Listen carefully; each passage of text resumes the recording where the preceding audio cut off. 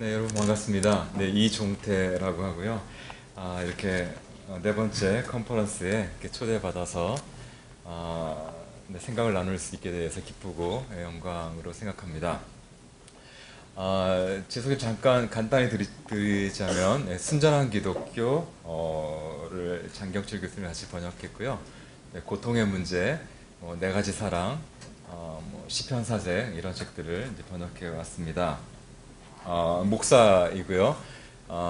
이제 유학 가서 저는 영성학이라는 공부를 했었는데 조금 이제 신학을 이제 인문학적으로 공부하자는 게 저희 학교에서 얘기했던 영성학이었는데 제가 관심을 가졌던 주제가 이제 원더, 뭔가 경이라는 주제에 대해서 관심을 갖게 됐는데 그걸 갖게 되어서 나서 깨달은 게 뭐냐면 제가 전부터 루이스를 좋아했었거든요. 좋아했지만 왜 제가 루이스를 좋아하는지를 몰랐어요. 그냥 그냥 좋다 이거지.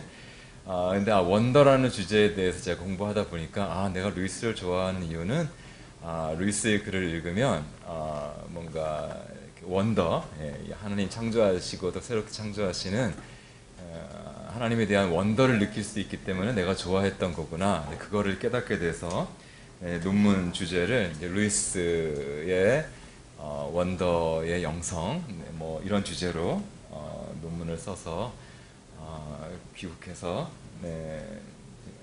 몇 군데 학교에서 가르치고 강의하고 있습니다. 시간이 많지 않아서 조금 이거를 다 다룰 수 있을지 좀 고민이 되긴 하지만 한번 한글 요약부터 차근차근 발표를 해보도록 하겠습니다. 주제는 아슬란의 노래라고 했고요. 루이스의 제주스라 비전. 요약은 본 에세이는 C.S. 루이스는 성육신 신학과 플라톤적 실제관에 기반한 성내전적인 세계관을 통해서 탈주스라로서의 모더니티를 극복하려고 했고 나니아 연대기를 이제 그의 그러한 비전의 문학적인 체현으로 읽어보자. 루이스는 요즘 많이 회자되는 철학자 찰스 테일러처럼 이 세계를 의미가 있는 곳으로 보는 비전의 회복이야말로 제주스라의 핵심이다 이렇게 여겼고, 근데 루이스는 일종의 기독교 버전의 얘기를 하는 것인데 기독교에 있는 그 성사적인 세계관이야말로 이 세계의 제주스라를 위한 이론적이고 영적인 리소스가 되어준다. 특별히 그의 플라토니즘이 그의 이러한 세계관을 위한 도구로서 기능하고 있다. 또 모더니티 비판가로서 루이스는 초기 근대야말로 오히려 중세가 아니라 근대야말로 마법 정신에 사로잡혔던 시대였음을 밝히고 이신론적인 창조론과 기계론적인 철학을 극복할 수 있는 좀 영적인 참여론적인 창조관을 제시한다. 이런 내용으로 구성되어 있습니다. 저는 가능하면 글을 읽는 방식으로 하는 게 여러분들한테 더 도움이 되시고 좋으실 것 같아서 가능한 글을 읽는 방식으로 진행을 해볼까 합니다. 텅 빈 우주라는 글이 있는데 루이스는 거기서 철학이 시작된 이래로 일정 방향으로 진행된 인간 사유의 운동이 있는데 이 운동이 이 세상을 모든 나무는 ним프였고 모든 행성은 신이었던 세상을, 또 풍부하고 생동했던 세상을 텅 빈 우주로 바꾸어 놓았다고 말하고 있습니다. 루이스가 말하는 텅 빈 우주라고 하는 것은 그 새벽 출정호의 항해에서 유스타스가 우리 세계라고 불렀던 그 세계인데, 영국 학교에서 전형적인 현대교육을 받은 그 소녀는 나니아 나라에서 별신을 만나잖아요. 라만두를 만나고서 신기해하지 않으면서 이렇게 얘기하죠. 우리 세계에서는 별은 그냥 활활 타오르는 가스덩어리거든요. 나니아에 와보니까 별이 막 신이고 하니까 재밌네요 하니까 그 아이에게 라만두가 대답을 이렇게 하죠. 얘야, 사실 너희 세계에서도 별은 그런 것이 아니란다. 별이 무엇으로 만들어졌는지가 곧 별이 무엇인지를 말해주는 것은 아니란다. 이게 많이 이제 인용되고 있는 글인데요. 이 부분만큼은 저도 영어를 읽으면 좋을 것 같습니다. Even in your word, my son, that is not what a star is, but only what it is made of. 별이 가스로 만들어졌다는 것이 그렇다고 별이 가스라는 것은 아니다. 그렇게 따지면 인간도 단백질 덩어리니까 인간도 단백질이 되는 것이죠. 그러니까 이런 식의 사유의 방식에 루이스가 도전을 하는 것인데, 텅 빈 우주라고 하는 말은 별은 그냥 가스덩어리고 나무는 그냥 물체인 그런 세계죠. 하지만 루이스가 창조한 나니아는 다른 세상입니다. 그 나무는 모든 나무는 림프고 모든 행성은 신의 세상, 풍부하고 생동하는 우주. 그렇다면 루이스는 우리가 그런 태고의 그 신들로 가득했던 세상으로 돌아가야 된다는 거냐? 돌아갈 수 있다고 생각했던 거냐? 물론 아닙니다. 그렇게 주술적인 세계로 돌아갈 수 없는 것이죠. 물론 아닙니다. 우리는 그런 신화시대, 마법시대로 돌아갈 수 없고 돌아가서도 안 되죠. 하지만 루이스는 별이 그냥 가스덩어리에 불과한 세계, 텅 빈 세계, 다시 말해서 의미와 경의를 잃은 세계는 인간은 그런 세계에서는 인간도 의미와 경의를 잃은 삶을, 텅 빈 삶을 살 수밖에 없다고 보았습니다.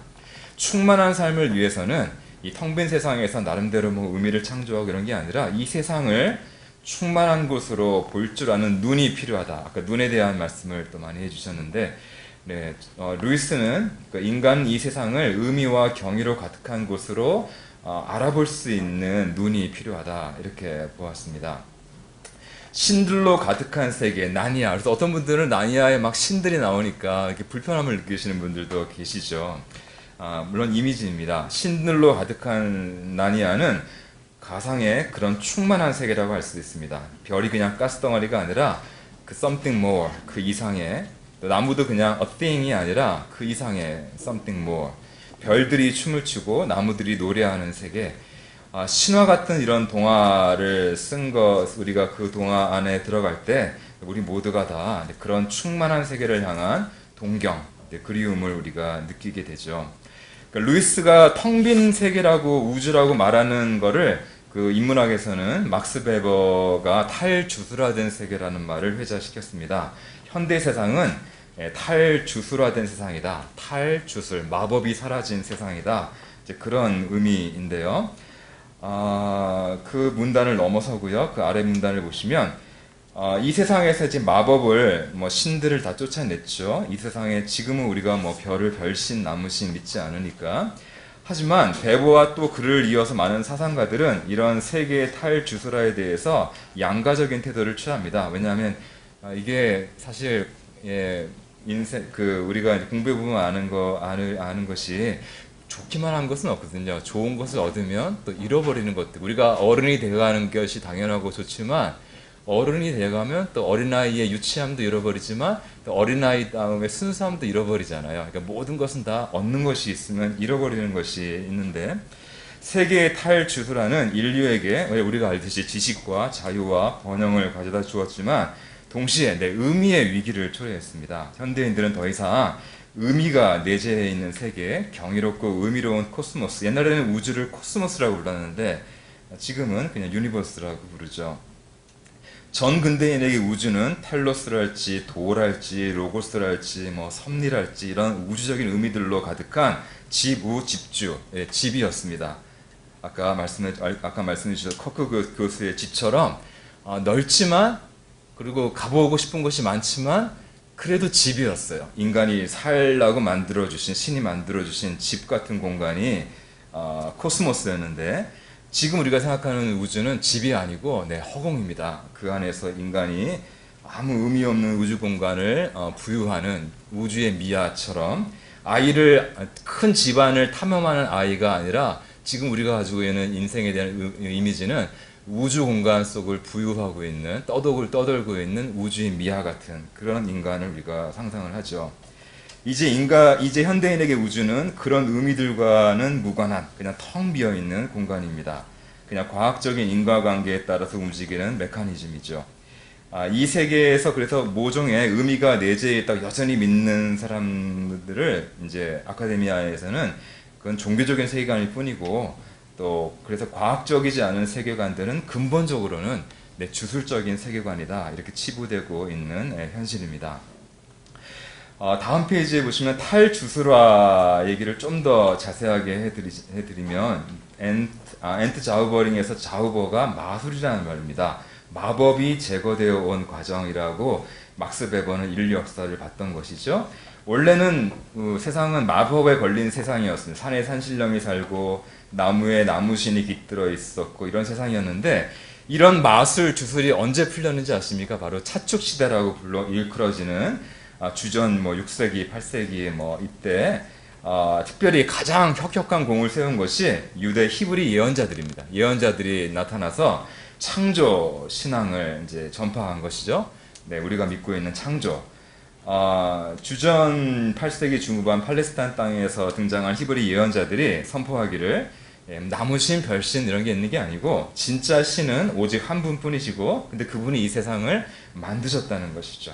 이 세상은 조물주가 창조한 피조물이고 그러니까 산신령은 없고 나무신은 없습니다. 신들은 없고 오직 하나님 한 분만이 계시고 산과 나무, 해와 달, 욥이 두려워했던 용과 리워야단, 전설 속의 모든 그런 존재들도 그냥 피조물에 불과한 것이죠.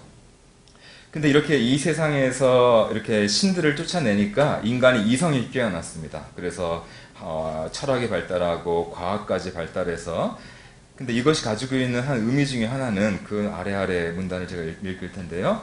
이 과정을 다시 말해보면 창조주가 등장하니까 이 세상 만물이 피조물이 되어버렸습니다. 근데 피조물에서 물자는 물체할 때 물자잖아요. 그러니까 주의 등장과 더불어서 이제 물이 등장한 것이죠. 이제 이 세상 만물이 주이신, 주체 중에 주체이신 하나님의 형상대로 지음받은 인간 주체가, 인간 서브젝트가 인간 주체가 파악할 수 있고 주체가 그래서 장악할 수 있는 그런 대상물, 오브젝트가 된 것입니다. 신들이 사라진 세상에서 만물은 인간의 상대가 되지 못하죠. 나무 따위가, 별 따위가 인간의 상대가 되지 못합니다. 물 따위가 어떻게 인간의 상대가 될 수 있겠는가? 다만 대상이 될 뿐입니다. 지식과 지배의 대상이 되고 연구와 이용의 대상이 되고 관찰과 실험의 대상이 되는 그래서 여기서부터 이제 과학이 발전하게 되고 근데 참 역설적인 것은 이런 이 세상에서 매직을 몰아낸 것은 제가 말씀드린 것처럼 종교인데 이 특별히 참종교인 히브리 유대교 성서적인 종교인데 근데 성서적인 종교가 이 세상에서 마법을 쫓아냄으로써 깨어난 인간의 이성은 지금 현대에 이르러 와서는 옛날에 종교가 마법에게 했던 일을 이제는 과학이 종교에게 행하고 있는 그런 세상을 맞이했습니다. 과학 종교가 너희는 매직이고 나는 릴리전이다 이렇게 매직과 릴리전을 구분했는데 지금은 이제 사이언스가 릴리전도 결국 따지고 보면 매직에 불과하다. 물론 우리의 입장은 아니고 이제 일반 아카데미아에서 그렇게 종교적인 세계관을 결국은 마법적인 세계관에 불과한 것이다. 과학적인 것이 아니니까 이렇게 하고 있는 세상이 이제 도래했죠. 물론 우리는 받아들이지 않지만 그 다음에 근데 이런 세상이 왜 문제인지를 루이스가 얘기하는 책이 저는 인간 폐지의 중요한 한 주제 중에 하나라고 생각을 합니다. 근데 이 부분은 조금 이제 찰스 테일러와의 비교를 통해서 했던 글인데 시간 관계상 제가 스킵을 해야 될 것 같습니다. 요즘만 말씀드리면 어떤 원더풀한 나무 폭포를 보면 단순히 그 나무가 원더풀하다고 하는 것은 우리의 주관적인 어떤 마음 상태를 말하는 것이 아니라 원더라고 하는 어떻게 말하면 객관적인 어떤 퀄리티가 그 폭포 안에 내재하고 있다는 것이죠. 근데 이 세상에 그런 식의 세계관을 우리가 회복을 해야 된다. 루이스는 인간 폐지 앞부분에서 그 부분을 하고 있고 제가 보니까 이것과 유사한 생각을 펼치고 있는 요즘 많이 회자되고 있는 철학자가 찰스 테일러라고는 하고 있는 철학자인데요. 54페이지 보시면 이분의 철학적인 생각 중에 중요한 개념 중에 하나가 스트롱 이밸류에이션이라고 하는 개념이 있는데 이 세상은 원더풀한 곳이고 그냥 그렇게 느끼면 좋다 이게 아니라 이 세상이 원더풀한 곳인데 그걸 그렇게 알아보지 못하는 것은 나한테 문제가 있는 것이다. 이렇게 뭔가 판단이 내재되어 있는 경험. 그러니까 우리가 이 세상을 볼 때 원더를 느끼는 것은 그냥 주관적인 경험. 너는 짬뽕을 좋아하고 나는 짜장면을 좋아하는 것 같은 어떤 판단은 아닌 그냥 주관적인 상대적인 것이 아니라 이 세상에서 원더를 느끼지 못하는 것은 뭔가 나한테 뭔가 결여가 있는 것이죠. 뭔가 객관적인 어떤 것을 알아보지 못하는 것은 문제인 거니까 인간의 감정이라고 하는 것은 그냥 주관적인 필링에 불과한 것이 아니라 인간의 모든 중요한 감정들은 판단이 내포된 경험이라 이런 생각을 전개하고 있는 그런 철학자입니다. 나니아 얘기, 우리의 관심은 나니아이니까요. 나니아 얘기를 좀 더 자세하게 하기 위해서 제가 많이 좀 스킵했는데요. 나니아는 네, 원더풀한 세상입니다. 네, 이 세상을 원더풀한 곳으로 알아보는 체험을 일컬어서 테일러는 풀리스라고 이제 좀 명명하는데요. 테일러는 인간에겐 누구나 이 풀리스를 향한 어떤 선천적인 갈망이 있다라고 얘기하는데, 그의 철학적인 주제 중에 하나는 뭐냐면, 이 세상은 탈주술화 됐잖아요. 이 세상에 의미가 내재하고 있지는 않은데 인간이 의미와 가치를 만들어낼 수는 있지만 원래 이 세상에 들어있는 것은 아니다, 이런 식의 생각인데, 근데 이런 세상에서도 과연 인간이 풀리스를 어떻게 경험할 수 있는지, 이것이 많은 요즘에 철학자들이 이렇게 논의하고 있는 그런 주제입니다. 근데 테일러는 우리가 실존주의 철학적으로 뭐 의미를 창조하고 가치를 만들어내고 이런 게 아니라, 이 세상에 북박이는 아니지만 이 세상에 내재하고 있는 가치와 의미를 recognize, 알아볼 줄 알아야 된다, 이런 생각을 이제 얘기합니다. 그래서 풀리스는 단순히 어떤 주관적인 체험이 아니라 객관적인 것으로 이해되는 주관적인 체험인데요. 쉽게 말하면 이 세상을 의미 있고 경이로운 곳으로 알아보는 거죠. recognize 하는 것이죠. 그리고 이 풀리스, 이 세상의 풀리스에, 이 세상은 텅 빈 곳인데 인간 내면적으로 풀을 느끼며 살아간다, 이게 아니라 이 세상의 풀리스에 내가 참여할 때 인간은 진짜 풀리스를 경험할 수 있다는 겁니다. 이 세상은 그냥 텅 빈 곳으로 놔두고 내가 무슨 5만 가지 방법을 통해서 뭐 영성적이든 신학적이든 뭐 문학적이든 내 속에서 풀리스를 경험하려고 하는 것은 헛되고, 이 세상을 어쨌거나 풀리스가 있는 곳으로 알아봐야 된다, 이렇게 얘기합니다. 근데 나니아가 우리가 사랑하게 되는 이유는 뭐냐면, 나니아는 바로 우리 안에 그런 풀리스를 향한 동경을 일으키는 나라죠. 그 나라에 살고 싶잖아요. 그렇죠? 그 나라에 가보고 싶지 않습니까? 왜냐하면 신들로 가득한 나라이기 때문에 그런 것이죠. 나니아는 의미와 경이로 가득한 세계고, 루이스가 이제 우리 인간이 잃어버렸다고 생각하는 그 풍부하고 생동한 우주이죠. 나니아 연대기는 페어리테일, 뭐 동화라는 말은 정확하지 않은 것 같습니다. 페어리테일인데, 이 톨킨에 따르면 톨킨이 이 페어리테일에 대해서 썼던 아주 중요한 논문이 있습니다. 루이스한테 영향을 줬고요. 여기서 말하기를 페어리테일은 원래는 요정에 대한 이야기가 아니라, 원래 페어리라고 하는 말은 어떤 장소를 가리키는 말이었대요. 네, 아까 인성 교수님 말씀하신 것처럼 어떤 스페이스, 어떤 장소. 그래서 나니안 많은 문학 비평가들, 어떤 분들은 네, 그 장소가 네, 정말 하나의 캐릭터인 거죠. 그냥 단순히 세팅이 아니라 그 나니아라고 하는 그 공간, 거기에 분위기, 그 공간 자체가 하나의 아슬란 다음으로 중요한 하나의 캐릭터인 그런 페어리테일이라고 할 수 있겠습니다. 그러니까 페어리라고 하는 것은 요정을 가리키는 말이 아니라 원래는 어떤 플레이스를 가리키는 말이었는데, 어떤 플레이스냐? 요정들이 존재할 수 있는 어떤 영역이나 상태라는 것이죠. 그러니까 페어리테일은 바로 그런 장소에 대한, 공간에 대한 이야기가 이제 페어리테일이 되는 것이죠. 우리 안에 경이감과 신비감을 일으키는 마법적이고 신화적인 공간에 대한 이야기. 그 공간이 정말 중요합니다. 그러니까 스토리가 뭐 특별히 재밌지는 않잖아요. 나니아는데겐 스토리가 뭐 플롯이 주는 재미가 이런 게 아니라 그 공간에 가보고 싶은 것이죠. 그 공간의 어트모스피어, 분위기, 이 세상과 다른, 우리 이 세상과 다른 어떤 공간에 대한, 세계에 대한. 그래서 나니아는 모든 나무는 ним프이고 모든 행성은 신인 나라, 주술에 걸리는 세계입니다. 근데 앞서 말했듯이 루이스는 우리가 고대의 그런 주술에 걸린 세계에 돌아가야 된다고 말했던 것은 아니지만, 루이스가 그가 가장 말하고 싶었던 바를 가장 잘 말할 수 있는 장르로 이 페어리테일을 택한 이유는, 루이스가 전달하고 싶었던 어떤 형이상학적인 비전이 있었고, 또 페어리테일만이 일으킬 수 있는 어떤 우리 안에 있는 어떤 영적인 갈망이 있는데, 루이스가 천국 소망에 대한 유명한 설교인 영광의 무게라는 글에서 아주 유명한 얘기를 합니다. 미학 서적들은 별로 주목하지 않지만 시인들과 신하는 다 알고 있는 어떤 것에 대해서 얘기하는데, 그 다음 문단은 인용 부분입니다. 물론 인간은요, 아름다운 것을 보고 싶어 하죠. 하지만 아름다운 것을 보는 것만도 대단한 혜택이지만 우리는 그 정도에서 만족하는 것이 아니라고 합니다. 말로 표현하기는 어렵지만 뭔가 다른 무엇을 더 인간은 원하는데, 우리는 그냥 아름다운 것을 보고 싶어 하는 것이 아니라 우리가 보는 아름다움과 내가 하나가 되고 그 안으로 내가 들어가고 그 아름다움을 내가 우리 안에 받아들이고 그 안에 내가 잠겨 들어가고 내가 그 아름다움의 일부가 되기를 원한다는 것.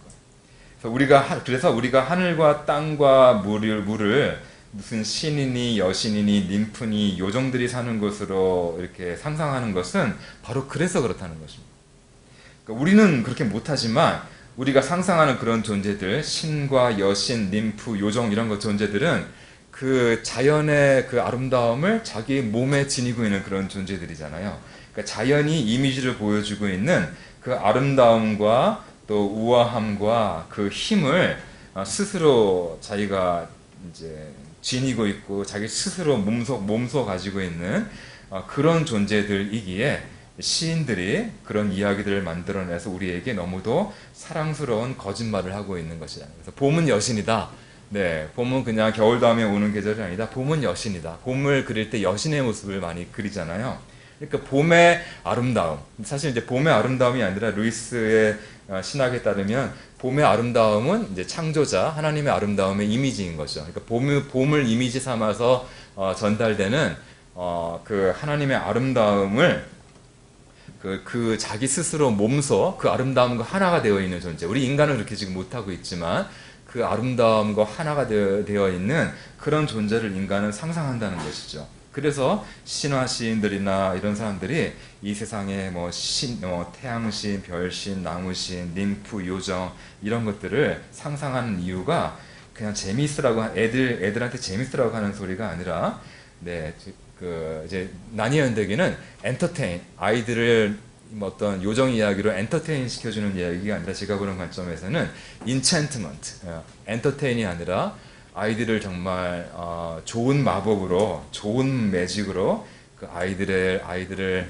또 어른 독자들을 매료시키려고 하는 이제 그런 것이죠. 천국 비전에 매료시키려고 하는 책인 것이죠. 그래서 인간은 단순히 자연의 아름다움을 감상하고 싶은 것이 아니라 인간의 가장 깊은 우리 안에 있는 갈망은 우리가 말하기 부끄러워하기도 하는 갈망이지만 자기가 보게 되는 그 아름다움과 내가 하나가 되고 내가 그 아름다움 안에 내 안에 그 아름다움이 있게 되게 되는, 다시 말해서 그 아름다움에 내가 참여하게 되는 것, 이걸 원한다는 것이죠. 그래서 이제 봄이 오면 우리가 봄놀이 가지만 봄의 아름다움을 우리는 보는 것을 즐기고 싶어하는 것 정도가 아니라 우리는 그 봄을 말하자면 벌컥벌컥 마시고 싶어하는 겁니다. 봄으로 옷 입고 싶고 그러니까 꽃단장하고 나가는 거죠. 네, 그렇게 안 되니까 옷이라도 울긋불긋하게. 내 존재는 봄에 물들지 않지만 내 속은 더 나이 들어갈수록 을씨년스러워지고 이렇게 황량하지만 옷이라도 울긋불긋하게 입고 싶은 마음이 그 봄의 아름다움을 걸치고 싶고 봄으로 세례받고 싶고 봄으로 샤워하고 싶고 봄을 마시고 싶고 내가 봄의 일부가 되고 싶은 겁니다. 단순히 인간의 진짜 갈망은 그런 갈망이 이런 페어리테일 같은 장르를 루이스가 이용하는 이유라는 것이죠. 그래서 페어리의 그 신과 여신과 님프와 요정들은 그렇게 자연이라는 이미지를 통해 비치고 있는 창조자 하나님의 영광, 그 뷰티와 그레이스와의 파워에 자기가 참여하고 있는 존재. 참여라고 하는 거 신학적으로 되게 중요한 개념인데요. 코이노니아라는 말인데 내가 그냥 거기에 내가 들어가 있는 겁니다. 내가 이렇게 그 아름다움에 내가 일부가 되는 것이죠. 모든 나니아는 그 창조자의 영광이 모든 창조물에게 비치고 또 모든 창조물을 통해서 그것이 비추어 나오는 그런 세계입니다. 나니아 연대기는 세계를 그렇게 자연이 창조자의 영광이 비쳐 나오는 이미지 있는 장소로 보는 그런 루이스의 신학적인 형이상학적인 비전의 문학적인 체현이라고 할 수가 있는 것이죠. 좀 더 신학적으로 들어가 보면 성사적 세계관, 오늘 56페이지를 보시면 이 세상을 이렇게 창조자의 영광이 모든 창조물에게 비치고 또 창조물을 통해서 비쳐 나오는 곳으로 보는 그런 비전을 일컬어서 신학에서는 세크라멘탈 비전, 그러니까 성례전적인 세계관 혹은 성사적인 비전이라고 얘기합니다. 루이스는 기독교 전통의 성사적인 비전을 현대인들에게도 세상을 의미의 소재지로 보게 해주는 눈이 되어줄 수 있다. 그렇게 믿었습니다. 다시 말해 루이스는 기독교의 성사적인 세계관을 세계의 재주술화를 위한 이론적 영적 리소스로 제시하는 것이죠. 성사적인 세계관이란 세상 만물과 만사를 일종의 성사, 세례와 성찬식에서처럼 어떤 보이지 않는 리얼리티를 포인팅해주는 어떤 사인, 시그넘으로 보는 세계관을 말합니다. 이 비전에 따르면 우리가 이 땅에서 만나 보게 되는 모든 이 땅의 실체들은요, 그것 자체도 의미가 있지만 하늘의 리얼리티, 하늘에 있는 것들을 포인트해주고 더 나아가서 거기에 참여하고 있는 그런 표징들입니다. 그래서 효능 있는 표징들이라고 하는데요. 다시 말해서 자기가 가리키는 거를 이제 실제로도 가져와주는 그런 표징들을 이제 신학에서 사크라멘트라고 얘기합니다.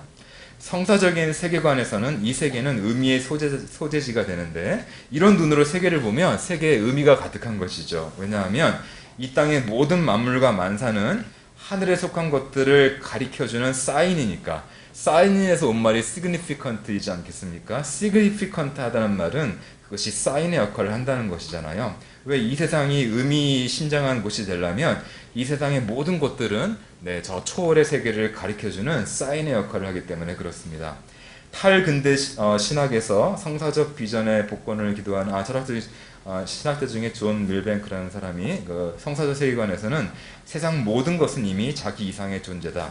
다시 말하면 이런 성사적인 세계관에서는 나무는 그냥 나무가 아닙니다. 물론 나무는 나무 신이 있는 건 아니죠. 하지만 그렇다고 나무가 그냥 물질 덩어리인 것도 아닌 것이죠. 별은 그냥 별이 아니고 나무는 나무 이상의 무엇이고 별은 별 이상의 무엇입니다. 근대 이전의 사람들은 이런 세계관을 가졌는데 어디서 배웠을까? 바로 세계관 학교였던 교회에서 특별히 세례와 성찬식, 세크라멘트를 통해서 배웠는데 우리가 알고 있듯이 믿고 있듯이 이런 성사에서는 물은 그냥 물이 아니고 빵은 그냥 빵이 아니고 포도주는 그냥 포도주가 아니지 않습니까? 그 성사에서는 물은 그냥 물이 아니라 거룩한 물이고 빵은 그리스도의 몸이고 포도주는 그리스도의 피가 되는 것이죠. 이 하늘에 우리 눈에 보이지 않는 리얼리티를 가르쳐주고 더 나아가 거기에 참여하고 있는 거룩한 표징들인 것이죠. 세상 만물과 만사가 이렇게 성례에서처럼 보이지 않는 리얼리티를 가르쳐주는 어떤 사인이다 이렇게 가르쳤던 분들이 이런 세계관을 만들었던 분들이 교회 교부들이신데요. 이런 교부들은 사실 다 당시 학교에서 플라톤 철학을 배웠던 이들이었습니다. 왜냐하면 플라톤 철학은 우리 눈에 보이고 있는 이 형이하의 세계는 형이상의 세계, 즉 영원한 진짜 세계의 카피이고 섀도우다 이렇게 가르쳤지 않습니까? 근데 교부들은 이런 플라톤 철학을 불완전하죠. 플라톤 철학은. 하지만 진짜 철학, 완전한 철학이신 참 철학인 기독교로 우리를 인도해주는 몽학선생이다. 율법이, 모세의 율법이 예수님에게 우리를 인도해주는 몽학선생 역할을 해주는 것처럼 이방인들에게는 플라톤 철학이 참 종교인 기독교로 인도해주는 몽학선생 역할을 해준다. 삼위일체 같은 중요한 기독교의 토대를 놓은 교부들은 로고스 기독론을 통해서 플라톤 철학을 이렇게 잡아먹은 거죠. 플라톤 철학을 이용해서 이런 세계관을 만들어낸 것입니다. 만들어내는 방식을 쉽게 한번 설명해드리면 이렇습니다. 플라톤 철학에 따르면 이 땅에 참되고 선하고 아름다운 진선미 이런 것들이 있는 것은 하늘에 뭔가 진선미라고 하는 이데아가 있기 때문인데, 근데 기독교를 통해서 우리가 알게 되는 온전한 진리가 있습니다. 뭐냐면 알고 보니까 플라톤은 몰랐는데 알고 보니까 하늘의 그 진선미라고 하는 것은 다름 아니라 바로 하나님의 말씀, 그 로고스, 그 하나님의 로고스로부터 흘러나오는 것들이라는 것이죠. 다시 말해 진선미의 원천은 다름 아니라 하나님의 로고스라는 것이죠. 그러니까 이건 뭘 뜻하느냐, 이 세상의 모든 좋은 것들을 있게 만들고 지금도 있게 만들어주고 있는 그 로고스인데, 근데 우리가 더 플라톤이 또 몰랐던 것이 있습니다. 그 로고스가 육신에 대해서 우리에게 오셨죠. 예수님으로. 그러니까 예수님을 믿는다는 것은 뭐냐, 그리스도 예수 안에 있는 이들은 이 세상을 다른 눈으로 보게 되는데, 이 세상 만물과 만사, 이것을 이제 바울 신학에서 육신이라고 하는데, 이 육신에서 말씀을 알아볼 수 있는 존재가 됩니다. 말씀이 육신이 됐으니까 이제 육신에서 말씀을 알아볼 수 있게 되는 것이죠. 그래서 세례의 물은 그냥 물이 아니라 거룩한 물이 되고, 성찬내의 떡과 포도주가 그냥 떡과 포도주인 것이 아니라 우리를 향한 하나님의 보이는 말씀이 됩니다. 칼빈이 설교는 들리는 말씀이라면 세례식과 성찬식은 보이는 말씀이다. 세크라멘트는 보이는 말씀이다. 근데 더 나아가서 이 떡과 포도주와 물만 그런 것이 아니라 이 세상 모든 만물이 우리한테 보이는 말씀이 될 수 있다. 성령으로 사는 사람들한테는 이런 철학을 만든 것이죠. 주지하듯이 57페이지 루이스는 아주 탁월한 기독교의 변증가였습니다. 하지만 사실 작가나 띵커로서의 루이스의 의의는 제가 보기에는 현대 보기듬은 플라톤 철학적인 기독교, 플라톤적인 기독교의 옹호자였습니다. 나니아 연대기를 보면 플라톤에 다 있는 건데 플라톤에 다 It's all in Plato, all in Plato. 근데 도대체 요즘 학교에서 뭘 가르치는 건지 이런 게 두 번씩이나 등장합니다. 루이스의 아바타라고 할 수 있는 디고리 교수가 한 말이죠. 근데 사실 디고리 교수가 그렇게 노골적으로 플라톤을 입에 올릴 필요가 있었을까 싶을 정도로 나니아 연대기의 마지막 장면은 더 이상 노골적이지 못할 만큼 플라톤적입니다. 거기 인용을 해놨는데요. 디고리 경이 나니아가 망할 때, 멸망할 때 하는 말이죠. 들어 그럼 그것은 진짜 나니아가 아니란다. 그 나니아는 시작과 끝이 있었지. 그것은 언제나 여기 이렇게 있었고 앞으로 영원히 있을 진짜 나니아, 그러니까 그 이데아적인 나니아, 하늘의 나니아, 그 나니아의 그림자나 사본에 불과해. 우리 세계인 영국과 다른 모든 나라가 아슬란이 계시는 진짜 세계, 그 하늘의 영원한 그 하나님 나라 그 세계의 그림자나 사본인 것과 마찬가지지. 그러니까 루시아, 나니아가 지금 멸망한다고 슬퍼하지 말아라. 옛 나니아에 있던 모든 귀중한 것들과 소중한 것들은 다 그 문을 통해서 그 진짜 나니아로 보존돼서 오히려 더 꽃 피어난 모습으로 들어가니까 나니아가 멸망하는 거에 대해 슬퍼할 필요가 없다. 이렇게 얘기하죠. 근데 물론 우리가 지금까지 알았던 그 나니아와 그 아슬란의 나라에 있는 그 진짜 나니아는 다르긴 다르죠. 연속성과 비연속성, 불연속성이 있는데, 근데 그 다른 것은 그냥 다른 것이 아니라 실물이 그림자와 다르고 생시가 꿈과 다른 것이다. 그러니까 우리가 지금 살고 있는 세상에서 우리가 진짜 세계에 들어가면 우리가 지금 꿈을 꾼 것 같은 그렇게 된다는 것이죠. 실물과 그림자. 그러니까 진짜 나무를 그린 그림은 비슷하죠. 너무 다르지 않습니까? 그러니까 진짜 나니아와 우리가 지금까지 알고 있었던 그 아이들의 나니아는 그렇게 다르다는 거죠. 리얼리티와 카피가 다르듯이 다른 것이다. 그러니까 훨씬 더 좋은 것이 우리를 기다리고 있다. 그 말인 것이죠. 그래서 플라토니즘을 떠나서 사실 루이스의 신학과 영성을 논할 수가 없습니다. 신학을 공부하지 않으신 분들은 이 부분에서 불편하시게 느끼실 수 있을지 모르겠지만 교부들 자체가 다 플라톤 철학자들이었습니다. 물론 루이스의 플라토니즘은 어거스틴의 플라토니즘과 같은 기독교화된 플라토니즘을 얘기하는 것이지 무슨 루이스가 플라톤의 제자였다는 말은 아니죠. 당연히 어거스틴 같은 분들이 플라톤 철학을 이용해서 신학을 했던 것처럼 루이스도 그렇게 했다는 이야기입니다. 중요한 것은 루이스의 플라토니즘은 그의 성사적인 세계관을 위한 도구로서 기능하고 있다는 점을 우리가 이해하는 것이 중요한데요. 그래서 마법 시대에서 탈주드라는 매직, 나니아는 매직의 나라이지 않습니까? 근데 이 매직이 그냥 제가 앞서 얘기 드렸던 것처럼 재미있게 하려고 쓴 것이 아니라 굉장한 신학적인 의미가 인문학적인 중요성이 있는 말이었다는 얘기를 제가 지금부터 해드릴까 합니다. 네. 네, 마법시대, 사자마녀 옷장에 들어가면 그 나라는 이제 겨울만 지속되고 크리스마스는 없는 나라잖아요. 이것이 제가 보기에는 탈주술화된 이 세계를 가리키고 있는 텅 빈 세상을 가리키는 메타포라고 할 수가 있죠. 근데 이 텅 빈 세상을 가져온 사람이 누구였습니까? 나니아에서?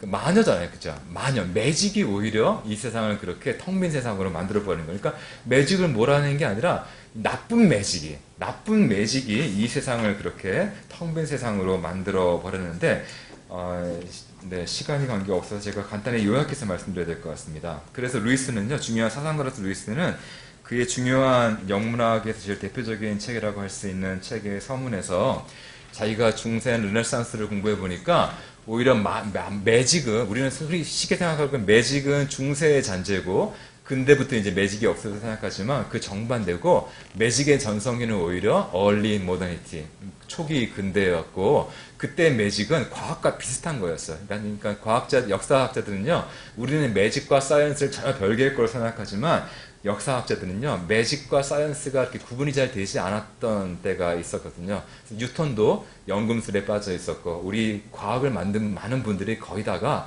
다 지금 우리가 봤을 때는 매직이라고 불리는 그런 활동들을 했습니다. 근데 거기서부터 이제 과학이 나온 것인데, 그래서 그 뭔가 힘에 대한 추구죠. 베이컨처럼 왜 우리가 알아야 되느냐. 우리가 옛날에는 왜 지식을 갖느냐.